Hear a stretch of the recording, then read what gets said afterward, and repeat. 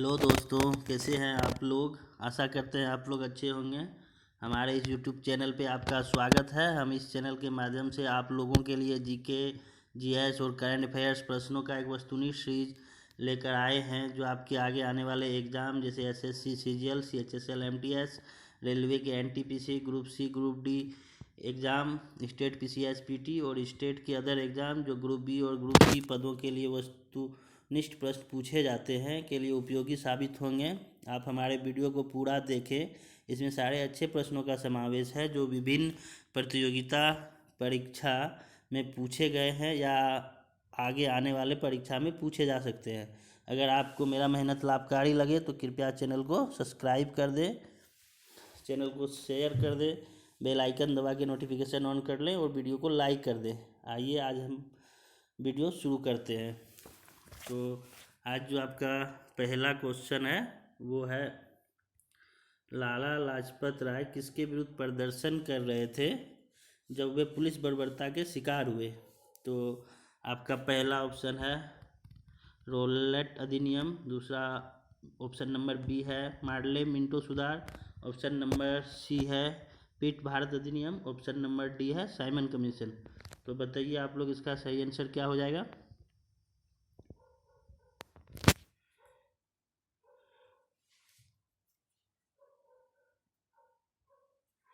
तो दोस्तों इसका जो सही आंसर हो जाएगा वो हो जाएगा Simon commission, option number D आपका सही है।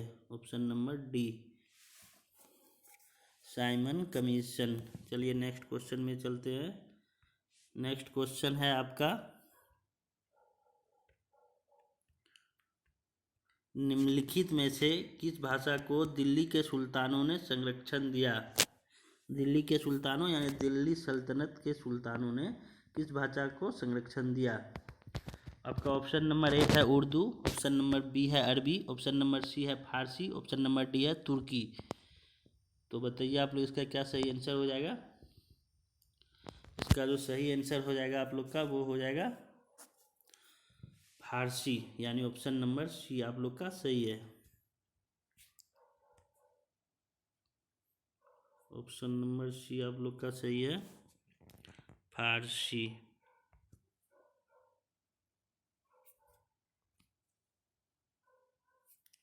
चलिए नेक्स्ट क्वेश्चन में चलते हैं। क्वेश्चन नंबर 3 है, एशियाटिक सोसाइटी ऑफ बंगाल के संस्थापक थे। एशियाटिक सोसाइटी ऑफ बंगाल के संस्थापक थे। आपका ऑप्शन नंबर ए है sir William Jones, option number B है Charles Wilkins, option number C है Max Muller, option number D है जेम्स प्रिंसेप। तो बताइए आप लोग इसका क्या सही आंसर हो जाएगा। पढ़िए आप लोग। तो दोस्तों इसका जो सही आंसर हो जाएगा आपका वो हो जाएगा सर विलियम जोन्स, यानी ऑप्शन नंबर ए आप लोग का सही आंसर है। चलिए नेक्स्ट क्वेश्चन में चलते हैं। आप लोग का नेक्स्ट क्वेश्चन नंबर 4, इसको हम जूम कर देते हैं। ये क्वेश्चन है आपका, सुंदरी वृक्ष निम्नलिखित में से किस की एक विशेष प्रकार की वनस्पति है। सुंदरी वृक्ष निम्नलिखित में से किसकी एक विशेष प्रकार की वनस्पति है। आपका ऑप्शन नंबर ए है ज्वारीय वन, ऑप्शन बी है कंटक वन, ऑप्शन सी है पर्वत वनस्पति, ऑप्शन डी है टेगा वनस्पति। तो बताइए आप लोग क्या इसका सही आंसर हो जाएगा। तो आप लोग का इसका जो सही आंसर हो जाएगा बताइए। इसका सही हो जाएगा ज्वारीय वन। सुंदरी वृक्ष ज्वारीय वन मैंग्रोव वन में पाया जाता है, समुद्री तट के किनारे पे। चलिए आप लोग का नेक्स्ट क्वेश्चन है, पृथ्वी की आंतरिक संरचना की स्पष्ट जानकारी मिलती है। पृथ्वी की आंतरिक संरचना की स्पष्ट जानकारी मिलती है किससे मिलती है। ऑप्शन नंबर ए है आपका ज्वालामुखी घटना, ऑप्शन नंबर बी है आपका भूकंपीय तरंगों से, ऑप्शन नंबर सी है आपका तापमान के अध्ययन से, ऑप्शन नंबर डी है आपका आंतरिक घनत्व के अध्ययन से। तो बताइए आप लोग इसका क्या आंसर हो जाएगा। ऑप्शन पढ़िए। पृथ्वी की आंतरिक संरचना की स्पष्ट जानकारी मिलती है। इसका जो सही आंसर हो जाएगा आपका, वो हो जाएगा भूकंपीय तरंगों से, यानी आपका ऑप्शन नंबर बी सही है, भूकंपीय तरंगों से। चलिए नेक्स्ट क्वेश्चन में चलते हैं। नेक्स्ट क्वेश्चन है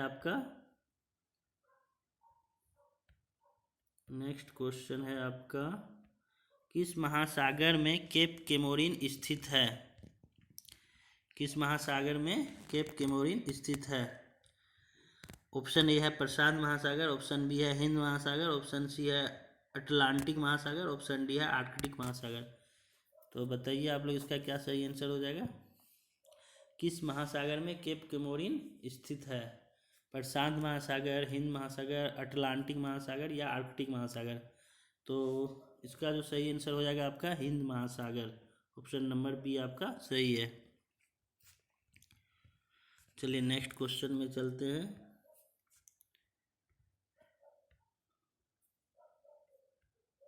भारत में पहली निर्वाचित लोकसभा कब अस्तित्व में आई थी। भारत में जो पहली निर्वाचन हुआ था 1951-52 में निर्वाचन हुआ था, वो लोकसभा अस्तित्व में कब आई थी। जनवरी 1952, अप्रैल 1952, नवंबर 1950 या नवंबर 1949। तो आप लोग का सही आंसर बताइए क्या हो जाएगा इसका। भारत में पहली निर्वाचित लोकसभा कब अस्तित्व में आई थी, इसका सही आंसर हो जाएगा आपका अप्रैल 1952, यानी कि ऑप्शन नंबर बी आपका सही है।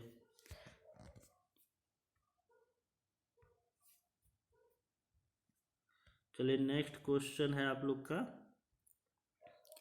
भारतीय संविधान में समवर्ती सूची की प्रेरणा कहाँ से ली गई है। भारतीय संविधान में समवर्ती सूची की प्रेरणा कहाँ से ली गई है।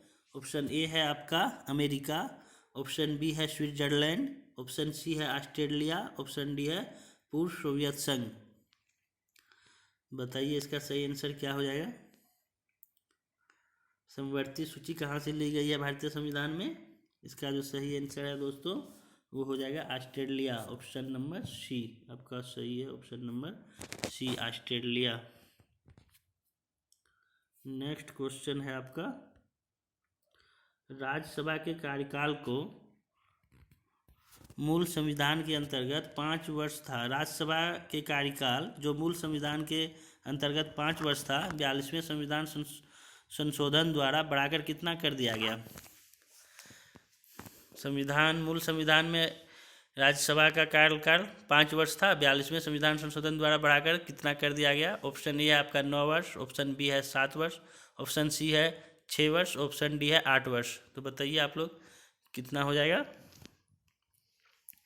अभी कितना है राज्यसभा का कार्यकाल, राज्यसभा के मेंबर का, तो 6 वर्ष है। तो इसका जो सही आंसर हो जाएगा आप लोग का 6 वर्ष। Option number C, option number C आपका सही हो जाएगा, 6 वर्ष। नेक्स्ट क्वेश्चन है आपका,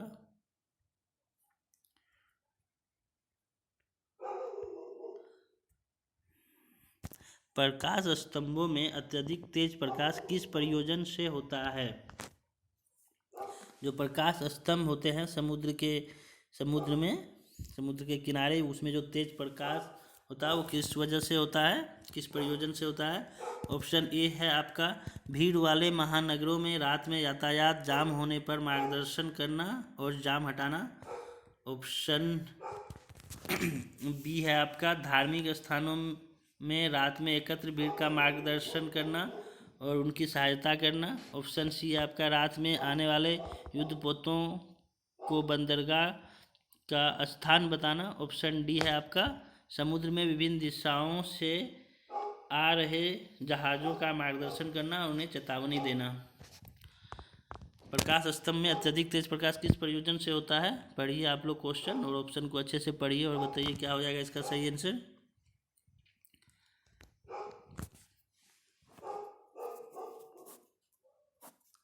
इसका जो सही आंसर हो जाएगा दोस्तों वो हो जाएगा आपका ऑप्शन नंबर डी।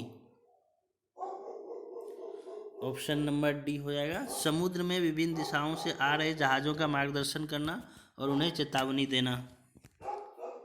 आपका नेक्स्ट क्वेश्चन है, निम्नलिखित में कौन सा विस्फोटक पदार्थ नहीं है?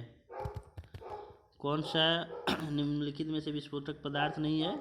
आपका ऑप्शन नंबर ए हो जाएगा trinitrotoluene, B number है ट्राई नाइट्रोग्लिसरीन, सी नंबर है साइक्लो ट्राईमेथिलीन ट्राईनाइट्रेमीन और डी नंबर है आपका नाइट्रोक्लोरोफॉर्म। तो आप लोग बताइए इसका सही आंसर क्या हो जाएगा? पढ़िए कौन सा विस्फोटक पदार्थ नहीं है। तो इसका जो सही आंसर हो जाएगा वो हो जाएगा आपका नाइट्रोक्लोरोफॉर्म, यानी ऑप्शन नंबर डी आपका सही है। ऑप्शन नंबर डी आपका सही है, नाइट्रोक्लोरोफॉर्म। चलिए नेक्स्ट क्वेश्चन में चलते हैं।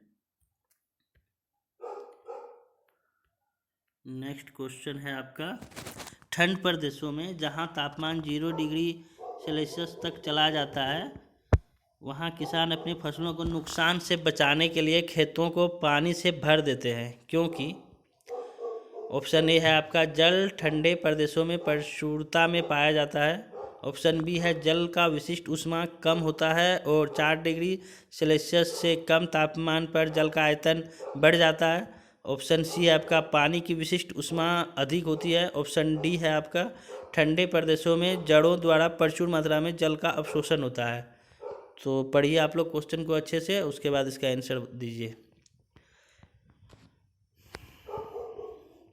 ठंडे प्रदेशों में जहाँ तापमान 0 डिग्री सेल्सियस तक चला जाता है वहाँ किसान अपने फसलों को नुकसान से बचाने के लिए खेतों को पानी से भर देते हैं, क्योंकि क्यों भर देते हैं पानी से?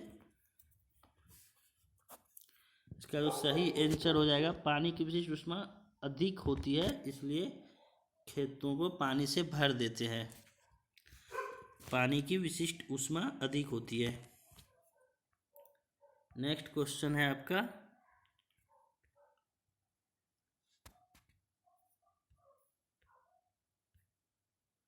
नेक्स्ट क्वेश्चन है रक्त अल्पता खून की कमी एक दशा है जो संबंधित है, जो शरीर में खून की कमी हो जाती है वो एक दशा है, इससे संबंधित है निम्न हीमोग्लोबिन से, कवकीय संक्रमण से, ऑप्शन सी है हार्मोन की अनियमितता से, ऑप्शन डी है जोड़ों जॉइंट्स में दर्द से। तो इसका जो आपका सही आंसर हो जाएगा, बताइए क्या हो जाएगा? खून की कमी, रक्त अल्पता खून की कमी एक दशा है जो संबंधित है। जानते हैं आप लोग इसका आंसर क्या हो जाएगा? हीमोग्लोबिन की कमी से, यानी कि निम्न हीमोग्लोबिन से। Option number C option number A आपका सही है, निम्न हीमोग्लोबिन से।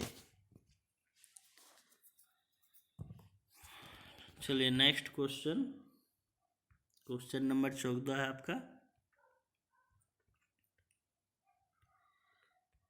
AB रुधिर वर्ग वाले व्यक्ति को कभी कभी सर्वग्राही रुधिर अदाता कहा जाता है, क्योंकि AB रुधिर वाले व्यक्ति को कभी कभी सर्वग्राही रुधिर अदाता कहा जाता है क्योंकि ऑप्शन ए है आपका उसके रुधिर में प्रतिजन एंटीजन का अभाव हो जाता है, उसके रुधिर में प्रतिरक्षी एंटीबॉडी का अभाव हो जाता है, या ऑप्शन सी है उसके रुधिर में प्रतिजन और प्रतिरक्षी दोनों का अभाव हो जाता है, ऑप्शन डी है उसके रुधिर में प्रतिरक्षी उपस्थित होते हैं। तो बताइए आप लोग क्या हो जाएगा आंसर? AB रुधिर वर्ग वाले व्यक्ति को सर्वग्राही रुधिर अदाता कहा जाता है क्योंकि वो किसी को रुधिर नहीं देता, AB सिर्फ AB वाले को देता है। तो इसका जो सही आंसर हो जाएगा वो क्या हो जाएगा आपका 14 नंबर क्वेश्चन का? इसका सही आंसर हो जाएगा आपका इसके रुधिर में प्रतिरक्षी एंटीबॉडी का अभाव होता है। रुधिर A वर्ग वाले व्यक्ति में प्रतिरक्षी एंटीबॉडी का अभाव होता है इसलिए वो किसी को नहीं दे सकता।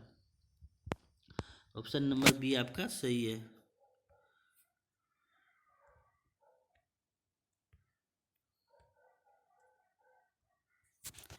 आपका नेक्स्ट क्वेश्चन है, प्रकाश संश्लेषण का प्रथम स्थायी उत्पाद है।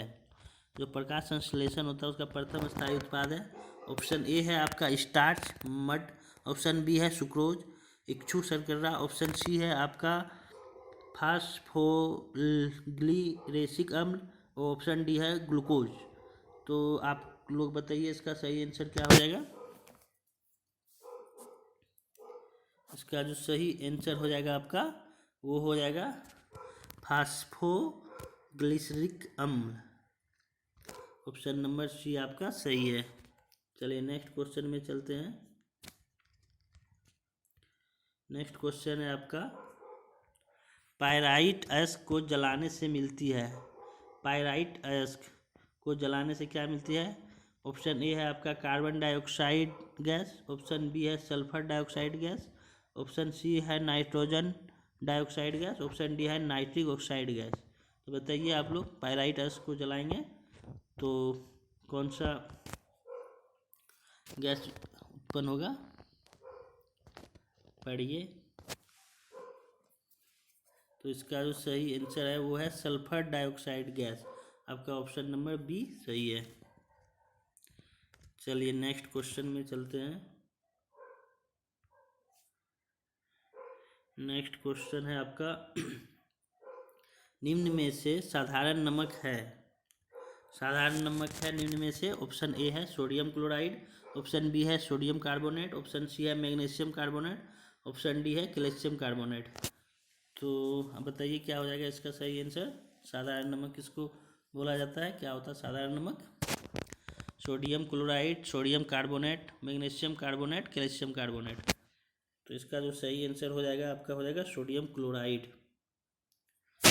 तो सोडियम क्लोराइड आपका सही आंसर है। नेक्स्ट क्वेश्चन, क्वेश्चन नंबर 18 आप लोग का।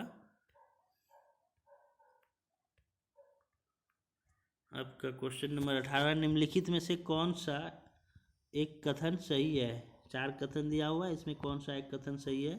सभी क्षारक क्षार है, कोई भी क्षारक क्षार नहीं है, क्षारों के अलावा कोई भी क्षारक नहीं है, सभी क्षार क्षारक है परंतु सभी क्षारक क्षार नहीं है। तो बताइए आप लोग इसका सही आंसर क्या हो जाएगा।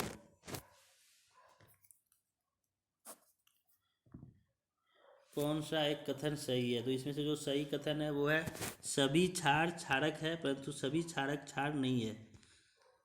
तो आप लोग इसको ठीक से पढ़ लीजिए। सभी क्षार क्षारक है परंतु सभी क्षारक क्षार नहीं है। ऑप्शन नंबर डी है आपका सही। नेक्स्ट क्वेश्चन है आपका 19 नंबर क्वेश्चन। निम्नलिखित में से कौन एक वेब ब्राउज़र है। Google Chrome, safari, opera. Option D है ये सभी। तो बताइए इसका सही आंसर क्या हो जाएगा। इसमें से कौन एक वेब ब्राउज़र है। गूगल क्रोम है, सबको यूज करते हैं। ओपेरा भी है, सफारी भी है। तो इसका आंसर हो जाएगा ये सभी। 19 का आपका ऑप्शन डी हो जाएगा ये सभी। चलिए आपका नेक्स्ट क्वेश्चन में चलते हैं। आपका नेक्स्ट क्वेश्चन है ONGC। ONGC का मुख्यालय कहाँ है। ONGC का हेडक्वार्टर कहाँ है। ऑप्शन ए है आपका पुणे। ऑप्शन बी है हैदराबाद। ऑप्शन सी है देहरादून। ऑप्शन डी है बम्बई। तो बताइए इसका सही आंसर क्या हो जाएगा। ONGC का मुख्यालय कहाँ है, पुणे, हैदराबाद, देहरादून या मुंबई। तो इसका जो सही आंसर हो जाएगा आपका देहरादून। ऑप्शन नंबर सी आपका सही है। चलिए नेक्स्ट क्वेश्चन है आपका क्वेश्चन नंबर 21।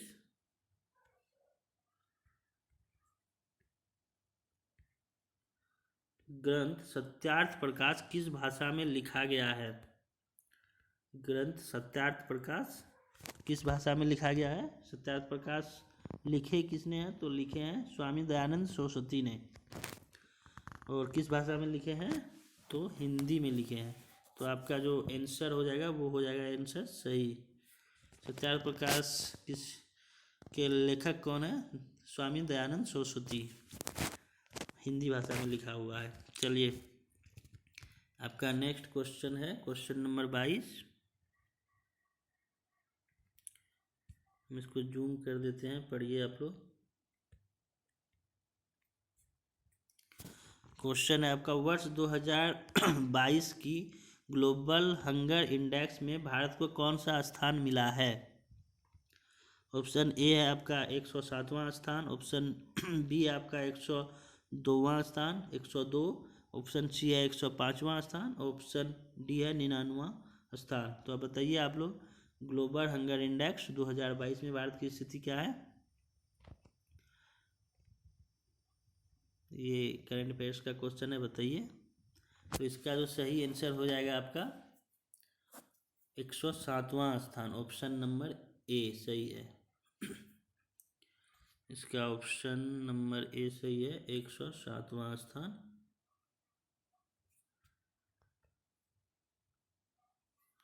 चलिए नेक्स्ट क्वेश्चन है आप लोग का क्वेश्चन नंबर 23।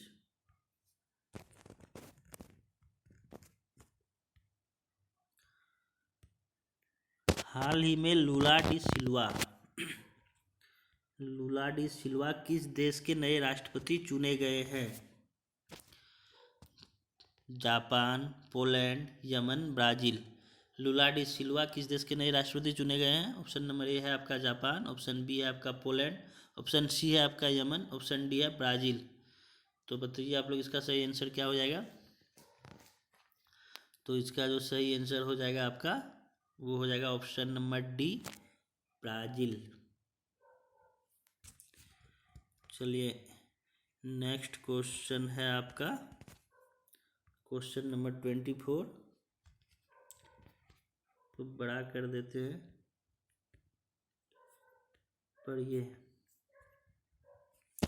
किस देश ने IRNSS-1I है, ये IRNSS-1I नेविगेशन उपग्रह का सफल परीक्षण किया है? ऑप्शन ए है आपका जापान, ऑप्शन बी है आपका चीन, ऑप्शन सी है भारत, ऑप्शन डी है आपका रूस। तो आपका बताइए क्या हो जाएगा सही आंसर? किस देश ने IRNSS-1I नेविगेशन उपग्रह का सफल प्रक्षेपण किया है? तो इसका सही आंसर हो जाएगा आपका ऑप्शन नंबर सी, भारत। और आज का आपका लास्ट क्वेश्चन, भारत के नए महान्यायवादी अटॉर्नी जनरल कौन बने हैं?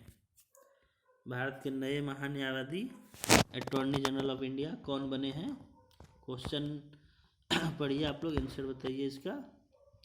तो आपका जो सही आंसर आपका ऑप्शन ए है रामपाल सिंह, ऑप्शन बी है दीपक मिश्रा, ऑप्शन सी है आर वेंकटरमणी, ऑप्शन डी है आपका रंजन गोगोई। तो इसका सही आंसर क्या हो जाएगा आपका, बताइए।